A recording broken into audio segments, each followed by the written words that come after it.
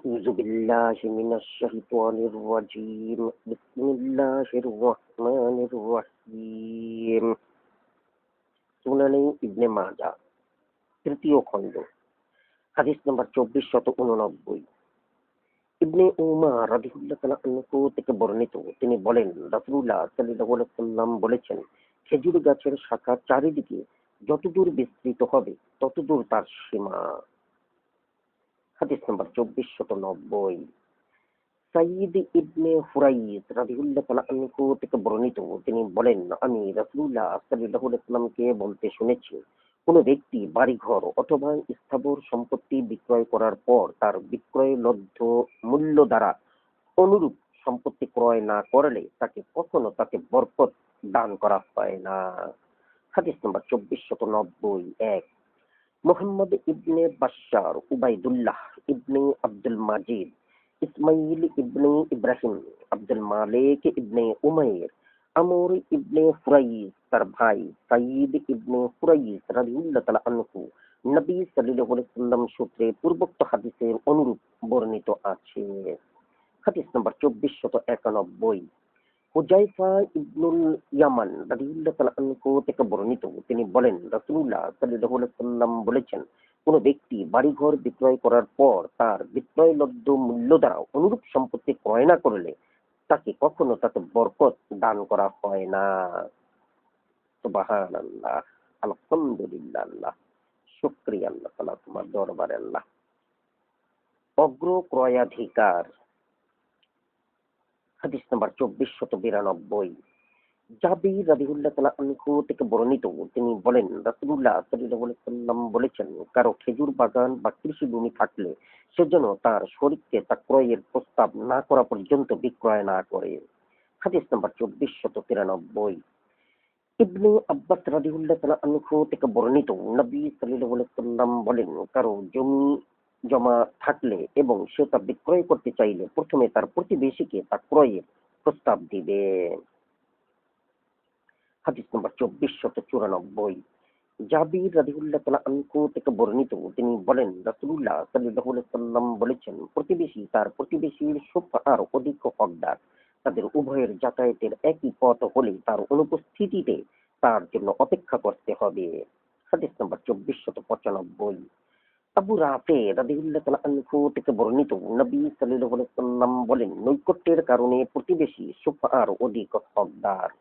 হাদিস নম্বর 2496 সারিদ ইবনে সুওয়াইদ রাদিয়াল্লাহু তাআলা আনহু থেকে বর্ণিত, তিনি বলেন, আমি বললাম, ইয়া রাসূলুল্লাহ, এক খণ্ড জমি যাতে কারো অংশ নেই এবং কোনো শরীকও নেই কিন্তু প্রতিবেশী আছে। তিনি বলেন, নৈকট্যের কারণে প্রতিবেশী তার অধিক হকদার। হাদিস নম্বর 2497 আবু হুরায়রা রাদিয়াল্লাহু তাআলা আনহু থেকে বর্ণিত, রাসূলুল্লাহ সাল্লাল্লাহু আলাইহি ওয়াসাল্লাম ইজমালি সম্পত্তিতে সুফার ফায়সালা দিয়েছেন। সীমানা নির্ধারিত হয়ে গেলে সুফার অধিকার থাকে না। হাদিস নম্বর 2497 এক মুহাম্মদ ইবনে হাম্মাদ আত-তেহরানি, আবু আসিম মালিক জুহরি, সাঈদ ইবনুল মুসাইয়্যিব, আবু সালামা, আবু হুরায়রা রাদিয়াল্লাহু তাআলা আনহু নবী সাল্লাল্লাহু আলাইহি ওয়াসাল্লাম সূত্রে অনুরূপ হাদিস বর্ণিত হয়েছে। আবু আসিম রাদিয়াল্লাহু তাআলা আনহু বলেন, সাঈদ ইবনুল মুসাইয়্যিবের রিওয়ায়াতটি মুরসাল এবং আবু সালামা আবু হুরায়রা রাদিয়াল্লাহু তাআলা আনহু সূত্রে রিওয়ায়াতটি মুত্তাসিল। হাদিস নাম্বার 2498 আবু রাফে রাদিয়াল্লাহু তাআলা আনহু থেকে বর্ণিত, তিনি বলেন রাসূলুল্লাহ সাল্লাল্লাহু আলাইহি ওয়াসাল্লাম বলেছেন, শরীক নিকটতর হওয়ার কারণে সুফার দাবিতে অগ্রগণ্য।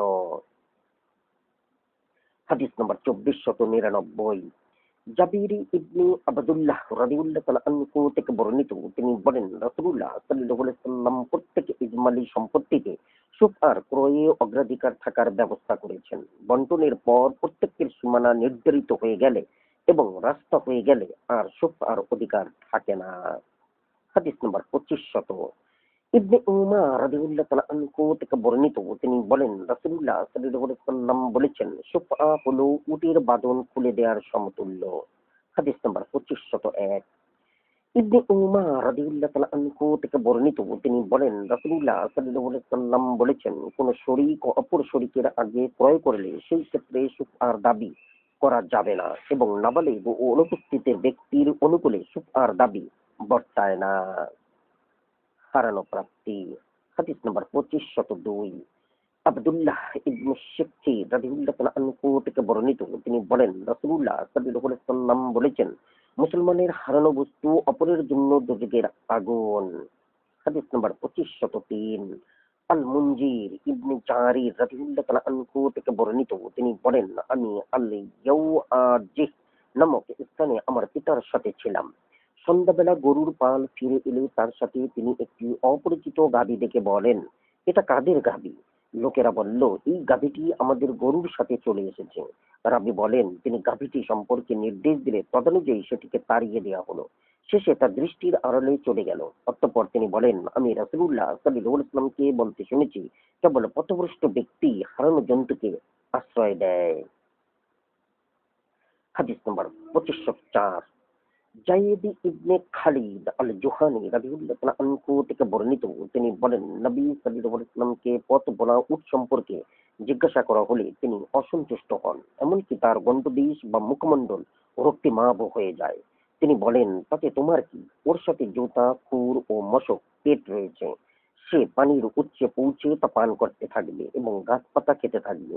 শেষে তার মালিক তাকে পেয়ে যাবে। তাকে হারানো মেষ বকরি সম্পর্কে জিজ্ঞাসা করা হলে তিনি বলেন, তাকে ধরে রাখো, হয় এটা তোমার অথবা তোমার ভাইয়ের অথবা নেকড়ে বাঘের জন্য। তাকে হারানো বস্তু সম্পর্কে জিজ্ঞাসা করা হলে তিনি বলেন, তার থলে ও চামড়ার বাক্স এবং মুখ বাঁধার রশি উত্তম রূপে চেনে রাখো এবং 1 বছর ধরে তার ঘোষণা দিতে থাকো।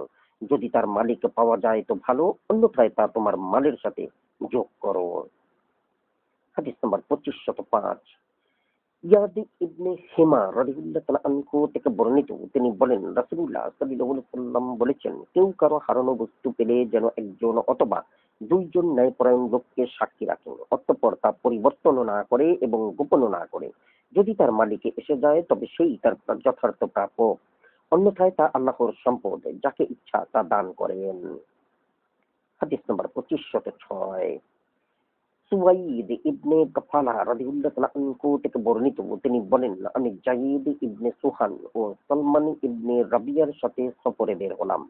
আমরা উজায়ব নামক স্থানে পৌঁছে আমি একটি চাবুক কুড়িয়ে পেলাম। তারা উভয়ে আমাকে বলেন, এটা ফেলে দাও, কিন্তু আমি তা অস্বীকার করলাম।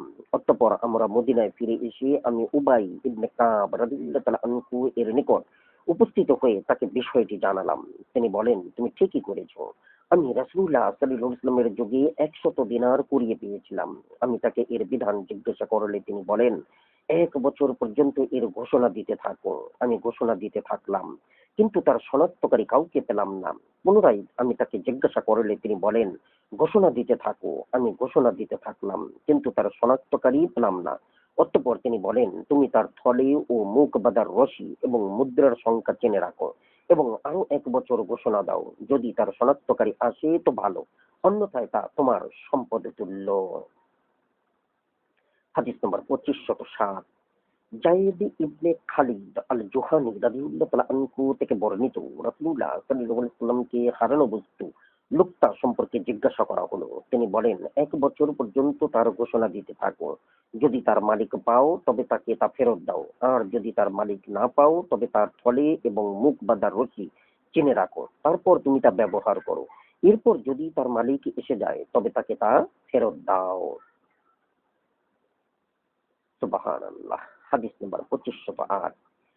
মিকদাদ ইবনে আমর রাদিয়াল্লাহু তাআলা আনহু থেকে বর্ণিত, প্রাকৃতিক প্রয়োজনে তিনি একদিন আল বাকি নামক কবরস্থানে যান। তৎকালে লোকেরা 2-3 দিন পর পর প্রাকৃতিক প্রয়োজন সারত। তারা উটের বিষ্ঠা সদৃশ মল ত্যাগ করত। অতঃপর তিনি একটি বিরান ঘরে প্রবেশ করেন। তিনি বসে প্রয়োজন সারছিলেন। হঠাৎ দেখলেন যে একটি ইঁদুর তার গর্ত থেকে একটি দিনার বের করলো। তারপর সে গর্তে প্রবেশ করে আরেকটি দিনার বের করলো। ইঁদুরটি এভাবে পর পর 17টি দিনার বের করলো। অতঃপর একটি লাল কাপড়ের টুকরা টেনে বের করলো। মিকদাদ রাদিয়াল্লাহু তাআলা আনহু বলেন, আমি আস্তে আস্তে কাপড়ের টুকরাটি টেনে উঠালাম এবং তার মধ্যেও একটি দিনার পেলাম। এভাবে মোট 18টি দিনার হলো। আমি সেগুলো নিয়ে সরাসরি রাসূলুল্লাহ সাল্লাল্লাহু আলাইহি ওয়াসাল্লামের নিকট চলে এলাম এবং বিষয়টি তাকে জানালাম। আমি আরো বললাম, ইয়া রাসূলুল্লাহ, এর যাকাত গ্রহণ করুন। তিনি বলেন, তুমি এগুলো নিয়ে যাও এবং এর কোনো জাকাত নেই। আল্লাহ এগুলোতে তোমায় বরকত দান করুন। অতঃপর তিনি বলেন, মনে হয় তুমি গর্তের মধ্যে তোমার হাত ঢুকিয়েছিলে। আমি বললাম, সেই সত্তার শপথ যিনি আপনাকে সত্য দিন দ্বারা মর্যাদাবান করেছেন, আমি গর্তে হাত ঢুকাইনি।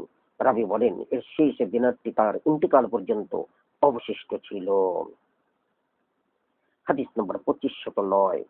আবু হুরাইরা রাদিয়াল্লাহু তাআলা আনহু থেকে বর্ণিত, রাসূলুল্লাহ সাল্লাল্লাহু আলাইহি ওয়াসাল্লাম বলেন, খনিজ সম্পদের 1/5 রাষ্ট্রের প্রাপ্য। হাদিস নম্বর 2510। ইবনে আব্বাস রাদিয়াল্লাহু তাআলা আনহু থেকে বর্ণিত, তিনি বলেন, রাসূলুল্লাহ সাল্লাল্লাহু আলাইহি ওয়াসাল্লাম বলেছেন, খনিজ সম্পদের 1/5 রাষ্ট্রের প্রাপ্য। হাদিস নম্বর 2511। আবু হুরাইরা রাদিয়াল্লাহু তাআলা আনহু থেকে বর্ণিত, নবী সাল্লাল্লাহু আলাইহি সাল্লাম বলেন, তোমাদের পূর্বকালে এক ব্যক্তি এক খণ্ড জমি ক্রয় করে তার মধ্যে সোনা ভর্তি একটি কলস পায়।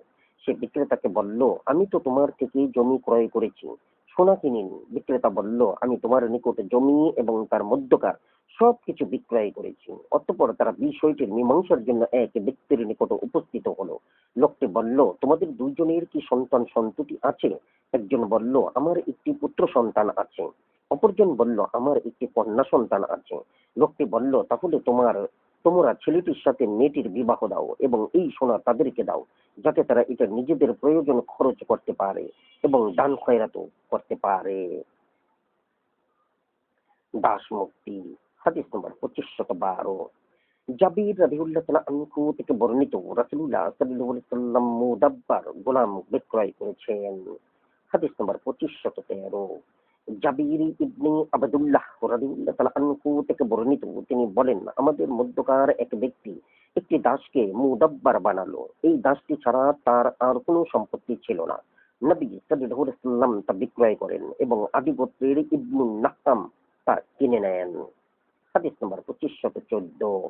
ইবনে উমার রাদিয়াল্লাহু তাআলা আনহু থেকে বর্ণিত, নবী সাল্লাল্লাহু আলাইহি ওয়াসাল্লাম বলেন, মুদাব্বার মৃতের সম্পদের 1/3 অন্তর্ভুক্ত।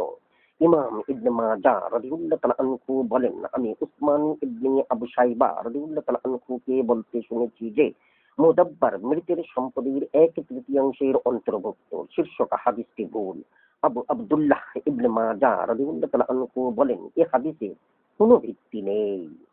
হাদিস নম্বর 2515।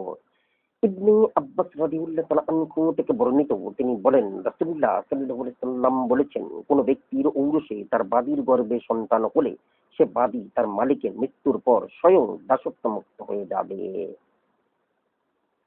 হাদিস নম্বর 2516। ইবনে আব্বাস রাদিয়াল্লাহু তাআলা আনহু থেকে বর্ণিত, তিনি বলেন, রাসূলুল্লাহ সাল্লাল্লাহু আলাইহি সাল্লামের নিকট তার পুত্র ইব্রাহিমের মায়ের মারিয়া কিবতিয়া কথা উত্থাপিত হলে তিনি বলেন, তার সন্তান তাকে দাসত্ব মুক্ত করেছে। হাদিস নম্বর 2517। জাবির ইবনে আবদুল্লাহ রাদিয়াল্লাহু তাআলা আনহু থেকে বর্ণিত, তিনি বলেন, নবী সাল্লাল্লাহু আলাইহি ওয়াসাল্লাম আমাদের মাঝে জীবিত থাকা অবস্থায় আমরা আমাদের যুদ্ধবন্দিনী কৃতদাসী ও উম্মু ওয়ালাদ বিক্রয় করতাম। আমরা এটাকে দূষণীয় মনে করতাম না। হাদিস নম্বর 2518। আবু হুরাইরা রাদিয়াল্লাহু তাআলা আনহু থেকে বর্ণিত, তিনি বলেন, রাসূলুল্লাহ সাল্লাল্লাহু আলাইহি ওয়াসাল্লাম বলেছেন, 3 শ্রেণীর লোকের প্রত্যেককে সাহায্য করা আল্লাহর কর্তব্য, যদিও কোনো কাজ তার জন্য বাধ্যতামূলক নয়। আল্লাহর রাস্তায় জিহাদকারী, মুকাতাব দাস, যে তার চুক্তিকৃত অর্থ পরিশোধ করতে সংকল্পবদ্ধ এবং যে বিবাহকারী পুত পবিত্র থাকতে ইচ্ছুক। হাদিস নম্বর 2519। আমর ইবনে সুয়াইব রাদিয়াল্লাহু তাআলা আনহু থেকে পর্যায়ক্রমে তার পিতা ও তার দাদার সূত্রে বর্ণিত, তিনি বলেন, রাসূলুল্লাহ সাল্লাল্লাহু আলাইহি সাল্লাম বলেছেন, যে গোলাম 100 উকিয়ার বিনিময়ে মুক্তি লাভ করতে চুক্তিবদ্ধ, 10 উকিয়া ব্যতীত বাকিটা পরিশোধ করতে পারলে সে আজাদ। হাদিস নম্বর 2520। উম্মু সালামা রাদিয়াল্লাহু তাআলা আনহা থেকে বর্ণিত, নবী সাল্লাল্লাহু আলাইহি সাল্লাম বলেন, তোমাদের মহিলাদের কারো মালিকানায় মুকাতাব দাস থাকলে এবং তার নিকট চুক্তিকৃত অর্থের সমপরিমাণ সম্পদ থাকলে তার থেকে তোমাদের পর্দা করা উচিত। হাদিস নম্বর 2521। নবী সাল্লাল্লাহু আলাইহি সাল্লামের স্ত্রী আয়েশা রাদিয়াল্লাহু তাআলা আনহা থেকে বর্ণিত, বারিরা রাদিয়াল্লাহু তাআলা আনহু তার নিকট এলেন। তিনি ছিলেন মুকাতাবা। তিনি তার মালিকের সাথে ৯ উকিয়া পরিশোধে চুক্তিবদ্ধ হয়েছিলেন। আয়েশা রাদিয়াল্লাহু তাআলা আনহা তাকে বলেন, তোমার মালিক চাইলে আমি এককালীন তাদেরকে তা পরিশোধ করে দিতে পারি, এই শর্তে যে ওয়ালার মালিকও হব আমি। রাবী বলেন, বাড়িরা তার মালিকের নিকট এসে একথা জানালে তারা এতে অসম্মতি জানায় এবং ওয়ালার মালিকানা তাদের থাকার শর্ত আরোপ করে। আয়েশা রাদিয়াল্লাহু তাআলা আনহা বিষয়টি নবী সাল্লাল্লাহু আলাইহি ওয়াসাল্লামের নিকট উল্লেখ করলে তিনি বলেন, তুমি তাকে ক্রয় করো। রাবী বলেন, অতঃপর রাসূলুল্লাহ সাল্লাল্লাহু আলাইহি ওয়াসাল্লাম লোকদের উদ্দেশ্যে দাঁড়িয়ে খুতবা দিলেন। তিনি প্রথমে আল্লাহর প্রশংসা ও গুণগান করেন। তারপর বলেন, লোকদের কি হলো যে তারা এমন সব শর্ত আরোপ করে যা আল্লাহর কিতাবে নাই। যেসব শর্ত আল্লাহর কিতাবে নেই তা বাতিল, যদিও তার সংখ্যায় ১০০ হয়। আল্লাহর কিতাবেই যথার্থ এবং আল্লাহর শর্তই অধিক মজবুত। ওয়ালার মালিক হবে আজাদকারী। হাদিস নম্বর 2522। সূরাহ বিল ইবনে সিমত রাদিয়াল্লাহু তাআলা আনহু থেকে বর্ণিত, তিনি বলেন, আমি কাব রাদিয়াল্লাহু তাআলা আনহুকে বললাম, হে কাব ইবনে মুররা, আমাদের নিকট রাসূলুল্লাহ সাল্লাল্লাহু আলাইহি ওয়াসাল্লামের হাদিস বর্ণনা করুন এবং সাবধানতা অবলম্বন করুন। তিনি বলেন, আমি রাসূলুল্লাহ সাল্লাল্লাহু আলাইহি ওয়াসাল্লামকে বলতে শুনেছি, যে ব্যক্তি একটি মুসলমান গোলাম আজাদ করলো, সে তার জন্য দোজখ থেকে মুক্তি লাভের বিনিময়ে হবে। আজাদকৃত দাসের প্রতিটি হাড় তার হাড়ের প্রতিদান হবে। যে ব্যক্তি দুজন মুসলিম দাসীকে আজাদ করবে, তারা তার জন্য জাহান্নাম থেকে মুক্তি লাভের বিনিময়ে হবে। তাদের দুটি হাড় তার একটি হাড়ের প্রতিদান হবে।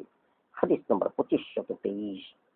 আবু জার রাদিয়াল্লাহু তাআলা আনহু থেকে বর্ণিত, তিনি বলেন, আমি বললাম, ইয়া রাসূলুল্লাহ, কোন গোলাম আজাদ করা অতি উত্তম? তিনি বলেন, যে গোলাম তার মনিবের বেশি পছন্দনীয় এবং বেশি মূল্যবান। হাদিস নম্বর 2524। সামুরা ইবনে জুনদুব রাদিয়াল্লাহু তাআলা আনহু থেকে বর্ণিত, নবী সাল্লাল্লাহু আলাইহি ওয়াসাল্লাম বলেন, কেউ নিজের সাথে রক্তের সম্পর্কযুক্ত দাসের মালিক হলে সে স্বয়ং আজাদ হয়ে যাবে। হাদিস নম্বর 2525। ইবনে উমার রাদিয়াল্লাহু তাআলা আনহু থেকে বর্ণিত, তিনি বলেন, রাসূলুল্লাহ সাল্লাল্লাহু আলাইহি ওয়াসাল্লাম বলেছেন, কেউ নিজের সাথে রক্তের সম্পর্কযুক্ত দাসের মালিক হলে সে আপনা আপনি আজাদ হয়ে যাবে। হাদিস নম্বর 2526। আবু আব্দুর রহমান সঈদ ইবনে জুমহান ইবনে সাফিনা রাদিয়াল্লাহু তাআলা আনহু থেকে বর্ণিত, তিনি বলেন, আমাকে উম্মু সালামা রাদিয়াল্লাহু তাআলা আনহা দাসত্ব মুক্ত করেন এবং এই শর্ত আরোপ করেন যে আমি নবী সাল্লাল্লাহু আলাইহি ওয়াসাল্লামের খেদমত করব যাবত তিনি জীবিত থাকেন। হাদিস নম্বর 2527। আবু হুরাইরা রাদিয়াল্লাহু তাআলা আনহু থেকে বর্ণিত, তিনি বলেন, রাসূলুল্লাহ সাল্লাল্লাহু আলাইহি ওয়াসাল্লাম বলেছেন, কোন মালদার ব্যক্তি ইজমালি গোলামের নিজ অংশ আজাদ করলে তার বাকি অংশও নিজের মাল দিয়ে আজাদ করে দেওয়া উচিত। সে মালদার না হলে উক্ত গোলামকে অবশিষ্ট মূল্য পরিশোধের জন্য তার সামর্থ্য অনুযায়ী আয়াসসাধ্য কাজে মজুরি খাটাবে। হাদিস নম্বর 2518। ইবনে উমার রাদিয়াল্লাহু তাআলা আনহু থেকে বর্ণিত, তিনি বলেন, রাসূলুল্লাহ সাল্লাল্লাহু আলাইহি ওয়াসাল্লাম বলেছেন, কোন ব্যক্তি ইজমালি গোলামের তার নিজ অংশ আজাদ করে দিলে সে তার ন্যায়সঙ্গত মূল্য নির্ধারণ পূর্বক তার মাল দ্বারা অন্যান্য শরীকের অংশের মূল্য পরিশোধ করবে। অন্যথায় যতটুকু আজাদ করা হয়েছে সে ততটুকুই আজাদ গণ্য হবে। হাদিস নম্বর 2529। ইবনে উমার রাদিয়াল্লাহু তাআলা আনহু থেকে বর্ণিত, তিনি বলেন, রাসূলুল্লাহ সাল্লাল্লাহু আলাইহি ওয়াসাল্লাম বলেছেন, কোন ব্যক্তি মালদার গোলাম আজাদ করলে গোলামী উক্ত মালের মালিক, তবে মনিব নিজের জন্য তার মালের জন্য শর্ত যুক্ত করলে তা তারই হবে। ইবনে লাহিয়া রাদিয়াল্লাহু তাআলা আনহু এর রিওয়ায়াতে আছে, তবে মনিব যদি সেই মাল নিজের জন্য নির্দিষ্ট করে দেয়। হাদিস নাম্বার 2530। ইবনে মাসউদ রাদিয়াল্লাহু তাআলা আনহু এর আজাদকৃত দাস উমাইর রাদিয়াল্লাহু তাআলা আনহু থেকে বর্ণিত, আব্দুল্লাহ ইবনে মাসউদ রাদিয়াল্লাহু তাআলা আনহু তাকে বললেন, হে উমাইর, আমি তোমাকে সন্তোষের সাথে আজাদ করতে চাই, কেননা আমি রাসূলুল্লাহ সাল্লাল্লাহু আলাইহি ওয়াসাল্লামকে বলতে শুনেছি, কোন ব্যক্তি নিজের গোলাম তার মালের বিষয়ে উল্লেখ না করে আজাদ করলে উক্ত মাল তারই। অতএব আমাকে বলো, তোমার কি মাল আছে? হাদিস নম্বর 2530। এক, মুহাম্মদ ইবনে আবদুল্লাহ ইবনে নুমাইর, মুত্তালিব ইবনে জিয়াদ, ইসহাক ইবনে ইব্রাহিম রাদিয়াল্লাহু তাআলা আনহু থেকে বর্ণিত, তিনি বলেন, আবদুল্লাহ ইবনে মাসউদ রাদিয়াল্লাহু তাআলা আনহু আমার দাদা উমাইরকে বললেন পূর্বোক্ত হাদিসের অনুরূপ। হাদিস নম্বর 2531। নবী সাল্লাল্লাহু আলাইহি ওয়াসাল্লামের আজাদকৃত দাসী মাইমুনা বিনতে সাদ রাদিয়াল্লাহু তাআলা আনহু থেকে বর্ণিত, রাসূলুল্লাহ সাল্লাল্লাহু আলাইহি ওয়াসাল্লামের নিকট যারজ সন্তান আজাদ করা সম্পর্কে জিজ্ঞাসা করা হলো। তিনি বলেন, আমি যে জুতা জোড়া পরে জিহাদ করি তা আমার কর্তৃক যারজ সন্তান আজাদ করার তুলনায় অধিক উত্তম।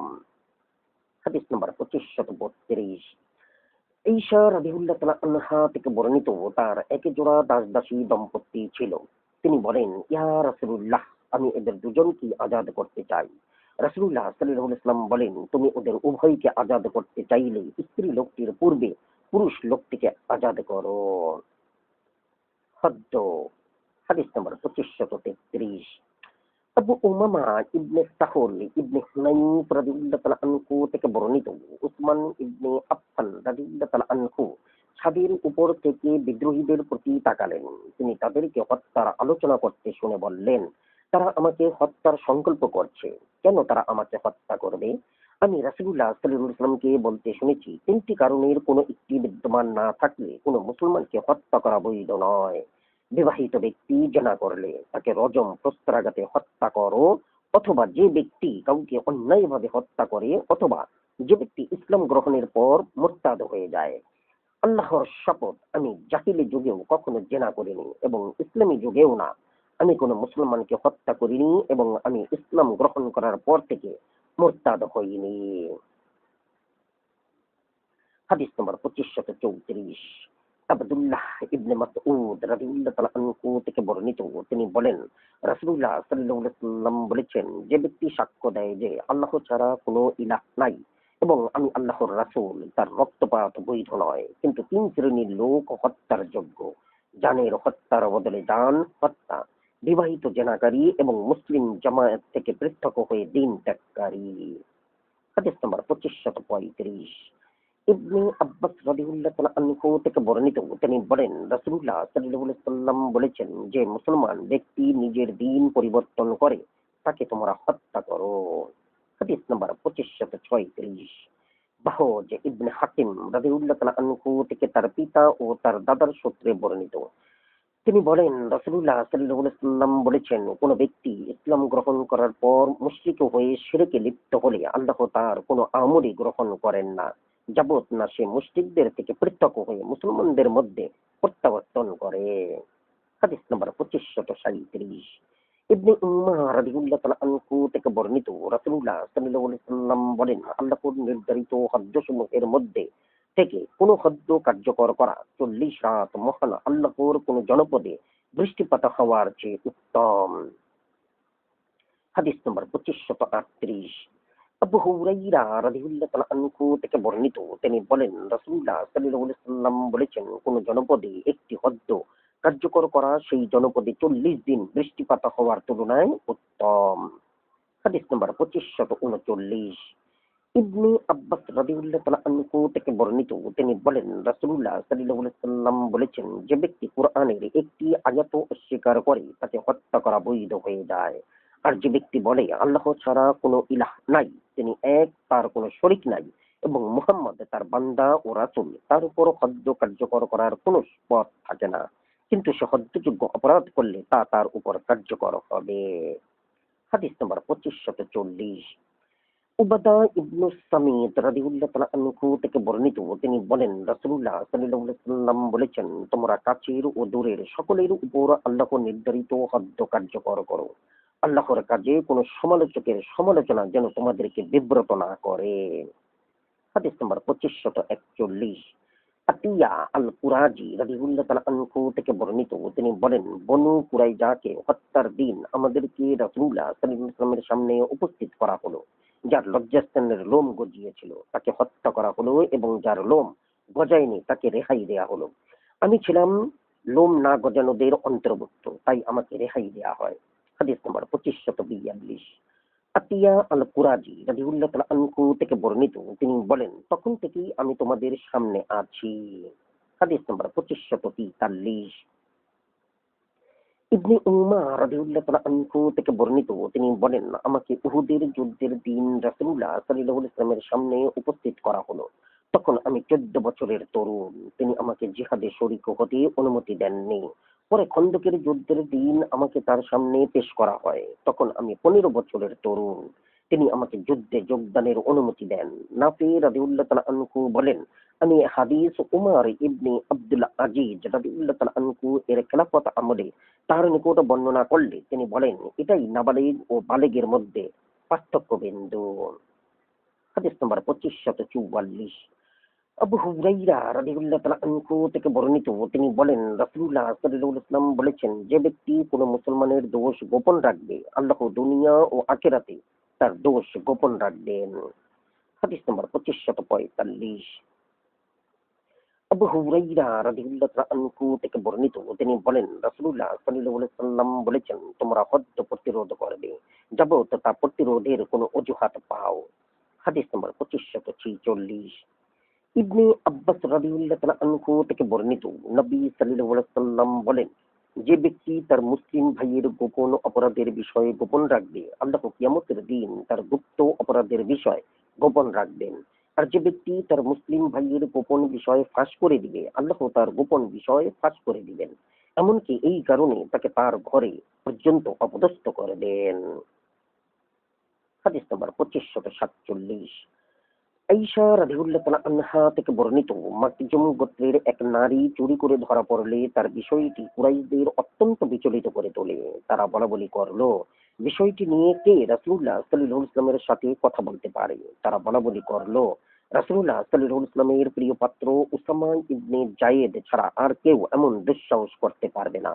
অতঃপর উসামা রাদিয়াল্লাহু তাআলা আনহু তার সঙ্গে বিষয়টি নিয়ে আলাপ করলে রাসূলুল্লাহ সাল্লাল্লাহু আলাইহি ওয়াসাল্লাম বলেন, তুমি কি আল্লাহ নির্ধারিত হদ্দের ব্যাপারে সুপারিশ করছো? অতঃপর তিনি দাঁড়িয়ে খুতবা দিলেন এবং বলেন, হে জনগণ, তোমাদের পূর্ববর্তীরা এই কারণে ধ্বংস হয়েছে যে তাদের মধ্যকার কোনো সম্ভ্রান্ত ব্যক্তি চুরি করলে তারা তাকে ছেড়ে দিত এবং কোনো দুর্বল অসহায় ব্যক্তি চুরি করলে তাকে শাস্তি দিত। আল্লাহর শপথ, মুহাম্মদের কন্যা ফাতেমাও যদি চুরি করত তাহলে অবশ্যই আমি তার হাতও কেটে দিতাম। রাবি মুহাম্মদ ইবনুর রুমহ রাদিয়াল্লাহু তাআলা আনহু বলেন, আমি লাইস ইবনে সাদকে বলতে শুনেছি, আল্লাহ তাআলা তাকে হযরত ফাতিমাকে চুরি করা থেকে হেফাজত করেছেন। প্রত্যেক মুসলমানেরই এরূপ বলা উচিত। হাদিস নম্বর 2548। মাসউদ ইবনুল আসওয়াদ রাদিয়াল্লাহু তাআলা আনহু থেকে বর্ণিত, তিনি বলেন, সেই নারী রাসূলুল্লাহ সাল্লাল্লাহু আলাইহি ওয়াসাল্লামের ঘর থেকে সেই চাদরটি চুরি করলে তা আমাদেরকে বিব্রতকর অবস্থায় ফেলে। সে ছিল কুরাইশ বংশীয়া। অতঃপর আমরা নবী সাল্লাল্লাহু আলাইহি ওয়াসাল্লামের সঙ্গে ব্যাপারটি নিয়ে আলোচনা করতে এলাম। আমরা বললাম, আমরা তার পক্ষ থেকে 40 উকিয়া ফিদিয়া দিচ্ছি। রাসূলুল্লাহ সাল্লাল্লাহু আলাইহি ওয়াসাল্লাম বলেন, সে পবিত্র হোক, এটাই তার জন্য উত্তম। আমরা রাসূলুল্লাহ সাল্লাল্লাহু আলাইহি ওয়াসাল্লামের নরম সুর শুনে উসামার কাছে এসে বললাম, তুমি রাসূলুল্লাহ সাল্লাল্লাহু আলাইহি ওয়াসাল্লামের সঙ্গে আলোচনা করো।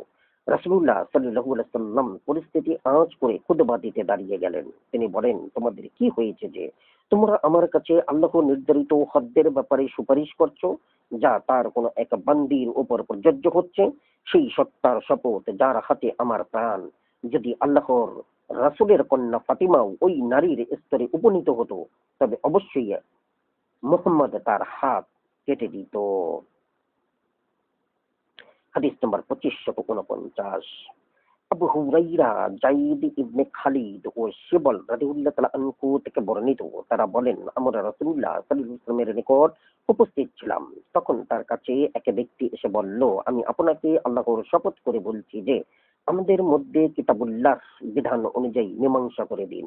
তার তুলনায় অধিক বিচক্ষণ তার প্রতিপক্ষ বলল, হ্যাঁ, আমাদের মাঝে আল্লাহর কিতাব অনুসারে ফয়সালা করে দিন এবং আমাকে বক্তব্য পেশের অনুমতি দিন।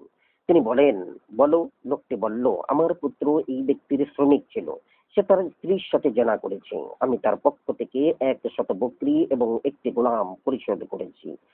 অতঃপর আমি কতক বিজ্ঞ লোককে এ ব্যাপারে জিজ্ঞাসা করলে আমাকে বলা হয় যে আমার পুত্রকে 100 বেত্রাঘাত করতে হবে এবং 1 বছর নির্বাসন দিতে হবে, আর এই ব্যক্তির স্ত্রীকে রজম প্রস্তরাঘাতে হত্যা করতে হবে।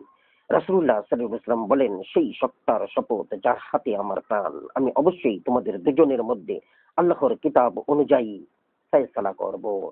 তুমি তোমার 100 বকরি ও গোলাম ফেরত লাও এবং তোমার পুত্রকে 1 বছর নির্বাসন সহ 100 বেত্রাঘাত করা হবে। আর হে উনাইস, তুমি আগামীকাল সকালে তার স্ত্রীর নিকটে যাবে। সে যদি স্বীকারোক্তি করে তবে তাকে রজম করবে। অধস্তন রাবি হিসাম বলেন, উনাইস রাদিয়াল্লাহু তাআলা আনহু পরদিন সকালে তার নিকটে গেল এবং সে স্বীকারোক্তি করলে তিনি তাকে রজম করেন।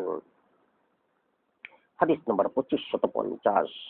উবাদা ইবনু সামিদ রাদিয়াল্লাহু তাআলা আনহু থেকে বর্ণিত, তিনি বলেন, রাসূলুল্লাহ সাল্লাল্লাহু আলাইহি ওয়াসাল্লাম বললেন, তোমরা আমার কাছ থেকে দ্বীনের বিধান শিখে নাও। আল্লাহ তাদের মহিলাদের জন্য একটি পথ করে দিয়েছেন। যদি অবিবাহিত পুরুষ অবিবাহিত নারীর সাথে জেনা করে তবে তাদের প্রত্যেককে 1 বছরের নির্বাসন সহ 100 বেত্রাঘাত করতে হবে। আর যদি বিবাহিত পুরুষ বিবাহিত নারীর সাথে জেনা করে তবে তাদের প্রত্যেককে 100 বেত্রাঘাত এবং রজম করতে হবে। হাদিস নম্বর 2551। হাবিব ইবনে সালেম রাদিয়াল্লাহু তাআলা আনহু থেকে বর্ণিত, তিনি বলেন, নোমান ইবনে বাশি রাদিয়াল্লাহু তাআলা আনহু এর নিকট এক ব্যক্তিকে হাজির করা হলো যে তার স্ত্রীর কৃতদাসীর সাথে জেনা করছিল। তিনি বলেন, আমি এ ব্যাপারে রাসূলুল্লাহ সাল্লাল্লাহু আলাইহি ওয়াসাল্লামের ফয়সালার অনুরূপ ফয়সালাই করব।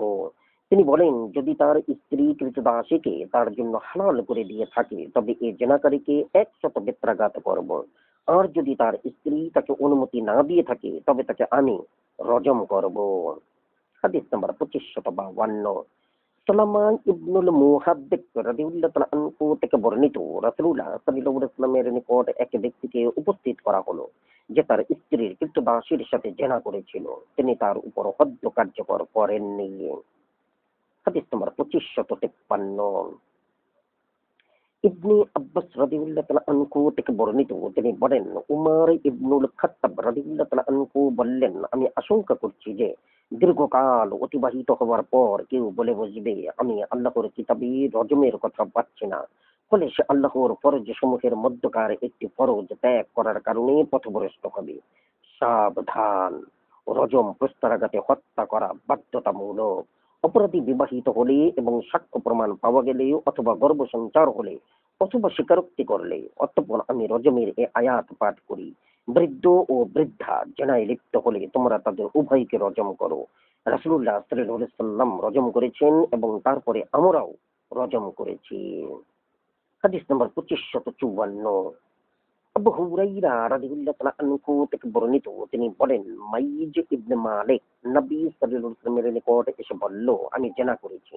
রাসূলুল্লাহ সাল্লাল্লাহু আলাইহি ওয়াসাল্লাম তার থেকে মুখ ফিরিয়ে নিলেন। আবার সে বলল, আমি জেনা করেছি। তিনি এবারও তার থেকে মুখ ফিরিয়ে নিলেন। সে আবার বলল, আমি জেনা করেছি। এবারও তিনি তার থেকে মুখ ফিরিয়ে নিলেন। সে আবার বলল, আমি জেনা করেছি। তিনি তার থেকে আবারও মুখ ফিরিয়ে নিলেন। এমনিভাবে সে 4 বার স্বীকারোক্তি করল। তারপর তিনি তাকে রজম করার নির্দেশ দিলেন। তার দেহে পাথর নিক্ষিপ্ত হতে থাকলে সে দ্রুত পালাতে তৎপর হলো। এক ব্যক্তি তার নাগাল পেয়ে গেল। তার হাত ছিল উটের চোয়ালের হাত। সে তাকে আঘাত করে ভূপাতিত করল।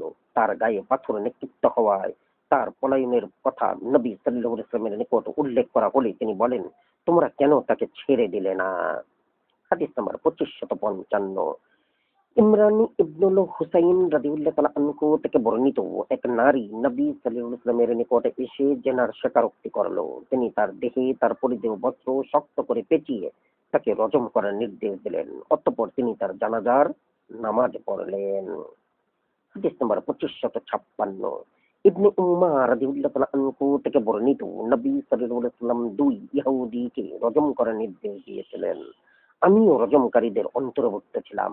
আমি পুরুষ লোকটিকে দেখেছি যে সে নারীটিকে পাথর থেকে আড়াল করছে। হাদিস নাম্বার 2557।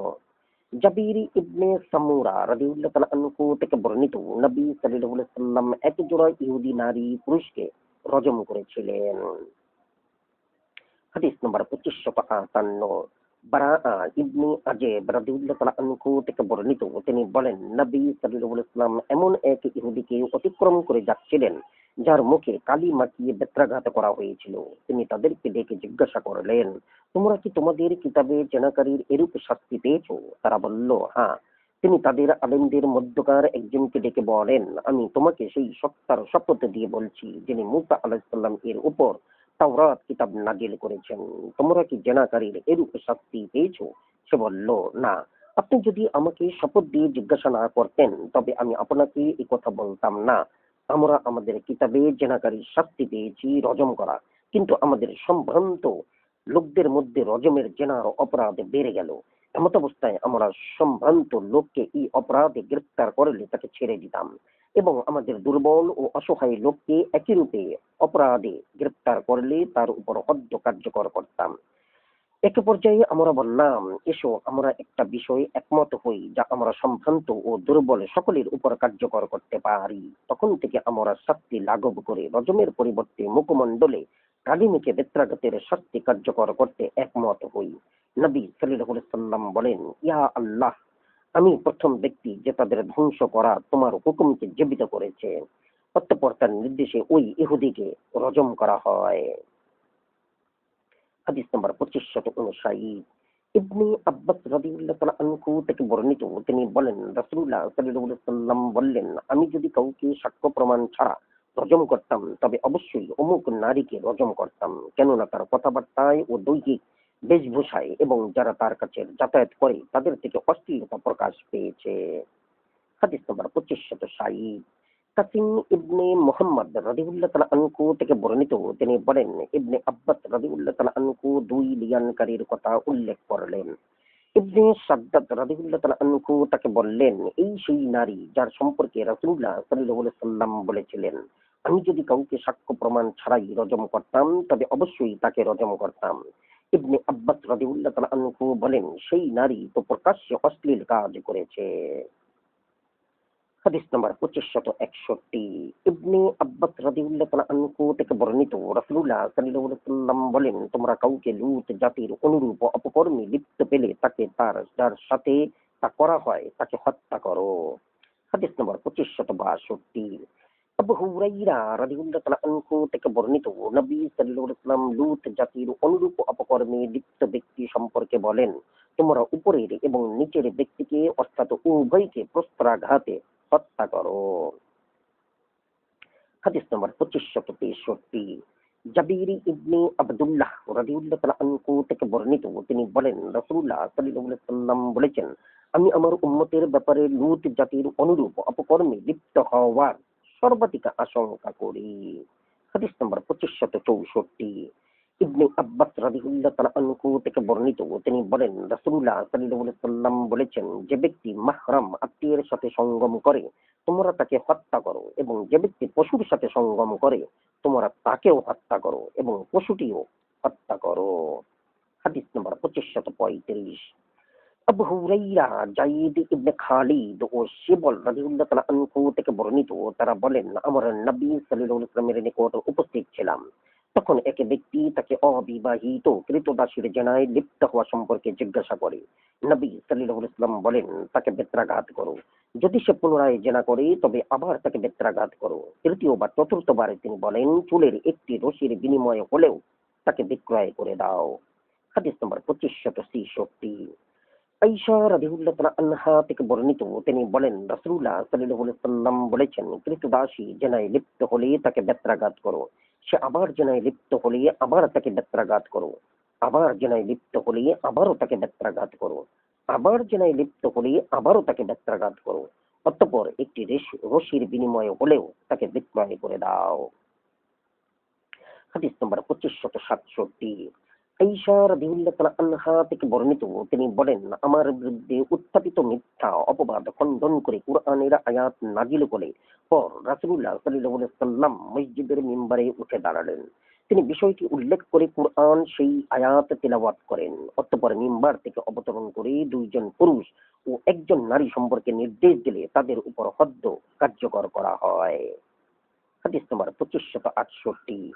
ইবনে আব্বাস রাদিয়াল্লাহু তাআলা আনহু থেকে বর্ণিত, নবী সাল্লাল্লাহু আলাইহি ওয়াসাল্লাম বলেন, কোন ব্যক্তি অপর ব্যক্তিকে হে মুখান্নাস নপুংসক বললে তাকে 20টি বেত্রাঘাত করো, এবং কোন ব্যক্তি অপর ব্যক্তিকে হে লূতি সমকামী বললে তাকেও 20টি বেত্রাঘাত করো। হাদিস নম্বর 2569। উমাইর ইবনে সাঈদ রাদিয়াল্লাহু তাআলা আনহু থেকে বর্ণিত, তিনি বলেন, আলী ইবনে আবু তালিব রাদিয়াল্লাহু তাআলা আনহু বলেছেন, মদ্যপ ব্যতীত অপর কোন অপরাধী আমার নির্দেশে হদ্দ কার্যকর করার কারণে নিহত হলে আমি তার দিয়াত পরিশোধ করব না, কারণ রাসূলুল্লাহ সাল্লাল্লাহু আলাইহি ওয়াসাল্লাম মদ্যপের হদ্দ নির্ধারণ করেননি। আমরা নিজেদের পক্ষ থেকে মদ্যপের হদ্দ নির্ধারণ করেছি, তাই তার দিয়া তো পরিশোধ করব। হাদিস নম্বর 2570। আনাস ইবনে মালিক রাদিয়াল্লাহু তাআলা আনহু থেকে বর্ণিত, তিনি বলেন রাসূলুল্লাহ সাল্লাল্লাহু আলাইহি ওয়াসাল্লাম মদ্যপকে জুতা ও লাঠি দ্বারা প্রহার করতেন। হাদিস নম্বর 2571। হুসাইন ইবনুল মুনজি রাদিয়াল্লাহু তাআলা আনহু থেকে বর্ণিত, তিনি বলেন ওয়ালিদ ইবনে উকবাকে উসমান রাদিয়াল্লাহু তাআলা আনহু এর আদালতে আনা হলে এবং সাক্ষ্য প্রমাণে তার মদ্যপানের অপরাধ প্রমাণিত হলে তিনি আলী রাদিয়াল্লাহু তাআলা আনহুকে বলেন, এই নিন আপনার চাচাতো ভাইকে এবং তার উপর হদ্দ কার্যকর করুন। আলী রাদিয়াল্লাহু তাআলা আনহু তাকে বেত্রাঘাত করেন এবং বলেন রাসূলুল্লাহ সাল্লাল্লাহু আলাইহি ওয়াসাল্লাম মদ্যপকে 40 বেত্রাঘাত করেছেন। আবু বকর রাদিয়াল্লাহু তাআলা আনহু ও 40 বেত্রাঘাত করেছেন এবং উমর রাদিয়াল্লাহু তাআলা আনহু 80 বেত্রাঘাত করেছেন। এসবই সুন্নাত। হাদিস নম্বর 2572। আবু হুরাইরা রাদিয়াল্লাহু তাআলা আনহু থেকে বর্ণিত, তিনি বলেন রাসূলুল্লাহ সাল্লাল্লাহু আলাইহি ওয়াসাল্লাম বলেছেন, কেউ মাদক গ্রহণ করলে তাকে বেত্রাঘাত করো, সে পুনরায় মাদক গ্রহণ করলে তাকে বেত্রাঘাত করো, সে পুনরায় মাদক গ্রহণ করলে তাকে বেত্রাঘাত করো। চতুর্থবারে তিনি বলেন, সে পুনরায় মাদক গ্রহণ করলে তাকে হত্যা করো। হাদিস নম্বর 2573। মুয়াবিয়া ইবনে আবু সুফিয়ান রাদিয়াল্লাহু তাআলা আনহু থেকে বর্ণিত, রাসূলুল্লাহ সাল্লাল্লাহু আলাইহি ওয়াসাল্লাম বলেন, লোকেরা মদ পান করলে তোমরা তাদেরকে বেত্রাঘাত করো, পুনরায় মদ পান করলে তাদেরকে বেত্রাঘাত করো, আবার মদ পান করলে আবার তাদেরকে বেত্রাঘাত করো, পুনরায় চতুর্থবার মদ পান করলে তাদেরকে হত্যা করো। হাদিস নম্বর 2574। সাঈদ ইবনে সাদ ইবনে উবাদা রাদিয়াল্লাহু তাআলা আনহু থেকে বর্ণিত, তিনি বলেন, আমাদের বাড়িতে একটি বিকলাঙ্গ ও দুর্বল লোক বাস করত। লোকেরা তার ব্যাপারে কোনো আশঙ্কা করত না, কিন্তু একদা বাড়ির এক মৃতদাসীর সাথে সে জেনায় লিপ্ত হলে লোকেরা তাজ্জব বনে যায়। সাদ ইবনে উবাদা রাদিয়াল্লাহু তাআলা আনহু তার বিষয়টি রাসূলুল্লাহ সাল্লাল্লাহু আলাইহি ওয়াসাল্লামের নিকট পেশ করলেন। তিনি বলেন, তাকে 100 বেত্রাঘাত করো। লোকজন বলল, হে আল্লাহর নবী, সে এই শাস্তি সহ্য করতে সত্যগতভাবে দুর্বল, অক্ষম। তাকে যদি আমরা 100 বেত্রাঘাত করি তবে সে মারা যেতে পারে। তিনি বলেন, তাহলে তোমরা 100 শাখা বিশিষ্ট একটি গাছের ডাল লও এবং তা দ্বারা তাকে একবার প্রহার করো। হাদিস নম্বর 2574। সুফিয়ান ইবনে ওয়াকি আল মুহারিবি, মুহাম্মদ ইবনে ইসহাক, ইয়াকুব ইবনে আবদুল্লাহ, আবু উমামা ইবনে সাহল, সাদ ইবনে উবাদা রাদিয়াল্লাহু তাআলা আনহু নবী সাল্লাল্লাহু আলাইহি ওয়াসাল্লামের সূত্রে পূর্বোক্ত হাদিসের অনুরূপ বর্ণিত হয়েছে। হাদিস নম্বর 2575। আবু হুরাইরা রাদিয়াল্লাহু তাআলা আনহু থেকে বর্ণিত, নবী সাল্লাল্লাহু আলাইহি ওয়াসাল্লাম বলেন, যে ব্যক্তি আমাদের বিরুদ্ধে অস্ত্র ধারণ করে সে আমাদের অন্তর্ভুক্ত নয়। হাদিস নম্বর 2576। ইবনে উমর রাদিয়াল্লাহু তাআলা আনহু থেকে বর্ণিত, তিনি বলেন, রাসূলুল্লাহ সাল্লাল্লাহু আলাইহি ওয়াসাল্লাম বলেছেন, যে ব্যক্তি আমাদের বিরুদ্ধে অস্ত্র ধারণ করে সে আমাদের অন্তর্ভুক্ত নয়। হাদিস নম্বর 2577। আবু মুসা আল আশআরী রাদিয়াল্লাহু তাআলা আনহু থেকে বর্ণিত, তিনি বলেন, রাসূলুল্লাহ সাল্লাল্লাহু আলাইহি ওয়াসাল্লাম বলেছেন, যে ব্যক্তি আমাদের বিরুদ্ধে অস্ত্র ধারণ করে সে আমাদের অন্তর্ভুক্ত নয়। হাদিস নম্বর 2578। আনাস ইবনে মালিক রাদিয়াল্লাহু তাআলা আনহু থেকে বর্ণিত, উরাইনা গোত্রের কিছু সংখ্যক লোক রাসূলুল্লাহ সাল্লাল্লাহু আলাইহি ওয়াসাল্লামের যুগে মদিনায় আগমন করে, কিন্তু মদিনার আবহাওয়া তাদের স্বাস্থ্যের অনুকূল হলো না। রাসূলুল্লাহ সাল্লাল্লাহু আলাইহি ওয়াসাল্লাম বললেন, তোমরা যদি আমাদের উটের চারণ ভূমিতে যেতে এবং তার দুধ ও পেশাব পান করতে তাহলে হয়তো নিরাময় লাভ করতে। তাই তারা তাই করলো এবং রোগমুক্ত হলো। অতঃপর তারা দ্বীন ইসলাম ত্যাগ করলো, মুরতাদ হয়ে গেল। রাসূলুল্লাহ সাল্লাল্লাহু আলাইহি ওয়াসাল্লামের রাখালকে হত্যা করলো এবং তার উটের পা লুট করে নিয়ে গেল। রাসূলুল্লাহ সাল্লাল্লাহু আলাইহি ওয়াসাল্লাম এদের পিছে ধাওয়া করতে লোক পাঠালেন। তাদেরকে গ্রেফতার করে নিয়ে আসা হলে তিনি তাদের হাত পা কেটে এবং তাদের চোখে লৌহ শলাকা বিদ্ধ করে তাদেরকে উত্তপ্ত বালুর উপরে ফেলে রাখলেন। অবশেষে তারা মারা গেল। হাদিস নম্বর 2579। আয়েশা রাদিয়াল্লাহু তাআলা আনহা থেকে বর্ণিত, এক সম্প্রদায় রাসূলুল্লাহ সাল্লাল্লাহু আলাইহি ওয়াসাল্লামের উটের পা লুট করলো। নবী সাল্লাল্লাহু আলাইহি ওয়াসাল্লাম তাদের হাত পা কেটে দিলেন এবং তাদের চোখে লৌহ শলাকা বিদ্ধ করলেন। হাদিস নম্বর 2580। সাঈদ ইবনে যায়েদ ইবনে আমর ইবনে নুফাইল রাদিয়াল্লাহু তাআলা আনহু থেকে বর্ণিত, নবী সাল্লাল্লাহু আলাইহি ওয়াসাল্লাম বলেন, যে ব্যক্তি নিজের ধন সম্পদ রক্ষার্থে নিহত হয় সে শহীদ। হাদিস নম্বর 2581। ইবনে উমার রাদিয়াল্লাহু তাআলা আনহু থেকে বর্ণিত, তিনি বলেন রাসূলুল্লাহ সাল্লাল্লাহু আলাইহি ওয়াসাল্লাম বলেছেন, কোন ব্যক্তি অপর ব্যক্তির ধন সম্পদ লুট করতে চাইল, সে তাতে বাধা দিতে গিয়ে তার সাথে যুদ্ধে লিপ্ত হয়ে নিহত হলে শহীদ গণ্য হয়। হাদিস নম্বর 2582। আবু হুরাইরা রাদিয়াল্লাহু তাআলা আনহু থেকে বর্ণিত, তিনি বলেন রাসূলুল্লাহ সাল্লাল্লাহু আলাইহি ওয়াসাল্লাম বলেছেন, কারো ধন সম্পদ অন্যায়ভাবে দখল করার চেষ্টা করা হলে এবং সে তা রক্ষা করতে গিয়ে নিহত হলে শহীদ গণ্য হয়।